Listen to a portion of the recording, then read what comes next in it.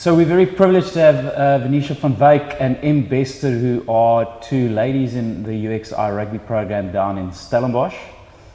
We are going to talk to them this morning about what it's like training with the guys and to find out a little bit more about how the Pathway Programme works for women in Western Province Rugby. Welcome, ladies. Thank you. Thank you. Let's start with you, Vin-Isha. Where did you start playing rugby? You haven't been in the game for very long. Ja. Talk us a little bit about your journey getting into the game. Ja, ik het laatst jaar voor de eerste keer begin. Dat is mijn tweede jaar wat ik nu al rugby speel. En erin begin met die liefde van de rugby. Ja. Ik heb net besloten, ja, ik wil iets doen aan het en toen kom ik hier naartoe. Oké. En het jij direct in die rugbyprogram ingespring vir die eerste keer of het jy iewers club rugby gespeel voordat jy betrokke geraak het by UXi? Nee, glad ek het alles kom leer wat ek weet. Oké. En hoekom rugby? Ik heb net altijd de liefde voor rugby gehad, van kleins af, rugby gekeken, so op overal support waar ik gegaan heb en ja. Okay. Ik weet het. Em, do you want to tell us what your journey into the game looks like? So I started playing rugby 4 years ago. So I've been in the run quite long. I started playing rugby just because I wanted to do a sport, and then found that I actually have a natural knack for it.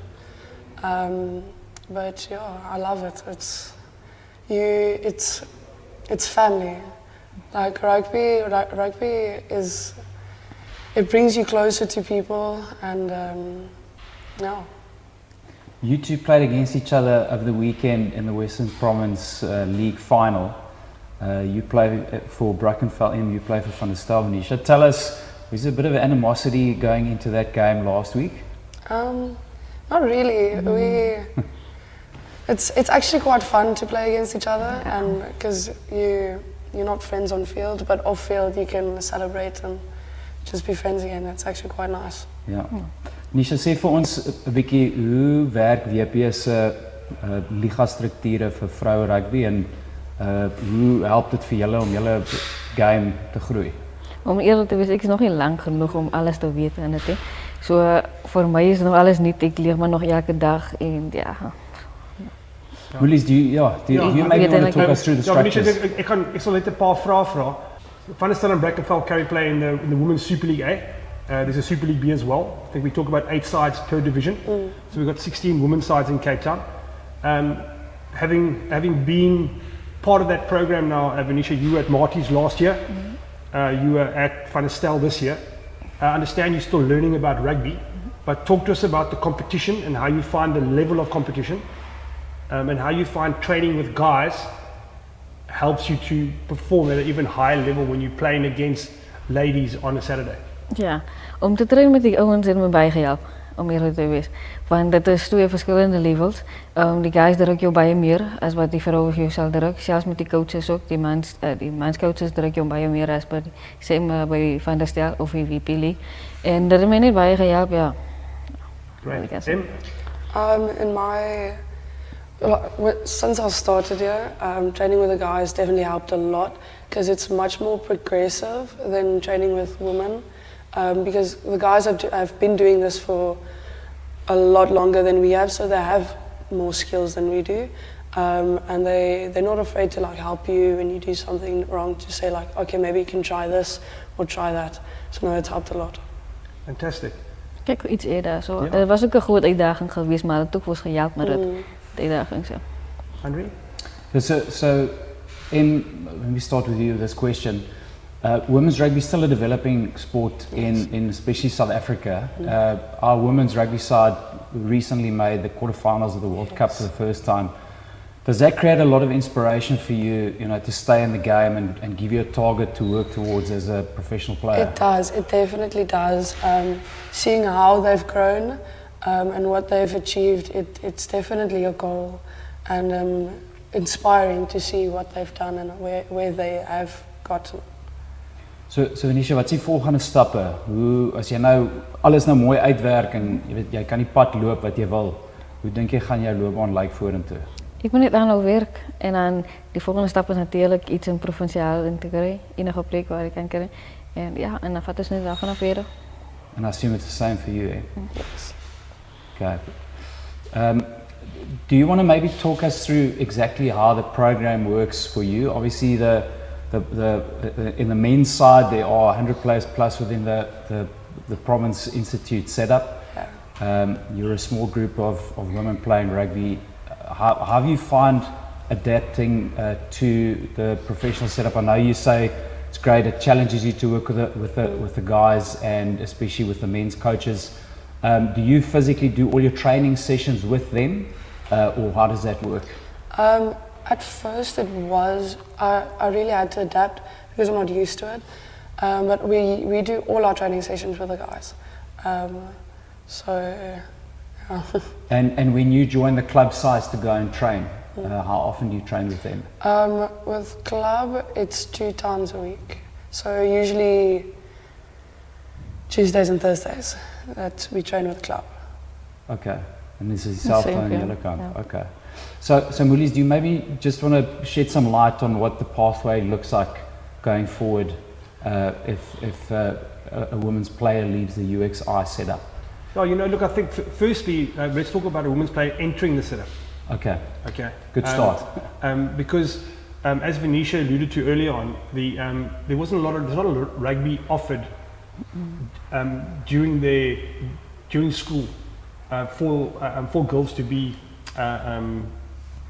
exposed to rugby at any level. So it's really through her passion that she's decided to come and join. Emma played for a couple of years and has had a little bit more. Last year we had one of our girls from Griquas who went on to play S under 20. It was her first year. So when we talk about girls that are coming in, we talk about athletic ability, we talk about girls that have been involved in sport at school. I think there was a young in our World Cup side that did so well now with Sways de Brain. One of our locks is an ex SA netball player, who transitioned into rugby. Not even I think it was just over a year ago. Yes. And just played in a quarterfinal and did exceptionally well on the world standard. So I think the pathways for ladies is opening up. UXi I've just opened the UXi Leicester Tigers Women's Rugby Institute in Leicester in the UK. There's a competition called the PWR, which is the Premiership Women's Rugby. It's the only professional women's rugby league in the world.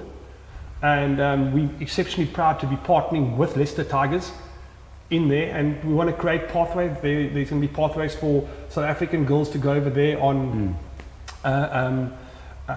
the program to potentially get exposed over there, for women from around the world to come in and take part. That academy kicks off in August 2026, but our installations have gone up, our gyms have gone in, our coaches have been appointed, and it's a very exciting phase for us.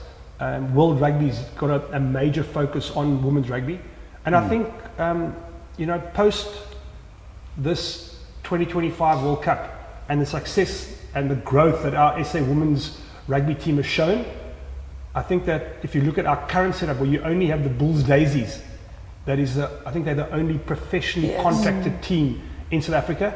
I think that's that landscape is going to slowly start to change. Yes.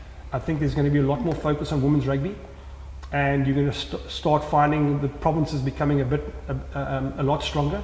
And I think there's going to be more.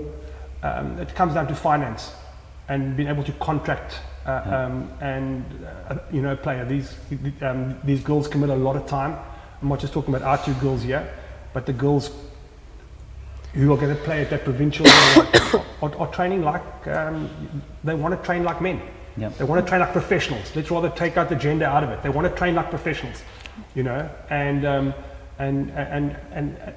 they should be respected and remunerated for the effort that they put in. So I think once that platform is done, I think the pathways for the girls is going to open up massively over the next 2 years.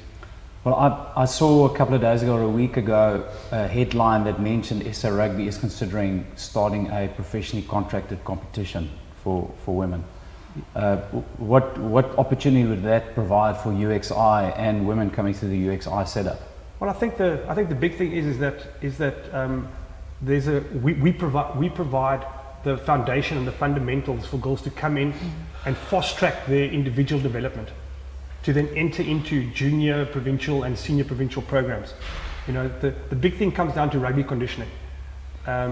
Yes, skills is one thing, and you need to have talent and ability, but it's the because we talk about a rugby age. You know, the average young male that will go on to become a Springbok will probably start playing rugby at under 7 level at school. You know, the average age for a girl to start, you know, we're talking about she might be playing it in, if she's lucky, in grade 10 or 11, and probably started in. I started in grade 10. 10, Yes. you know, so the you know, we're talking at nearly a 10-year gap. So that's the rugby age, and we can definitely fast track that development. Yeah. Because they're on a full-time program where we're training Monday and Tuesday. They've got double field sessions, gym sessions. Thursdays is the same.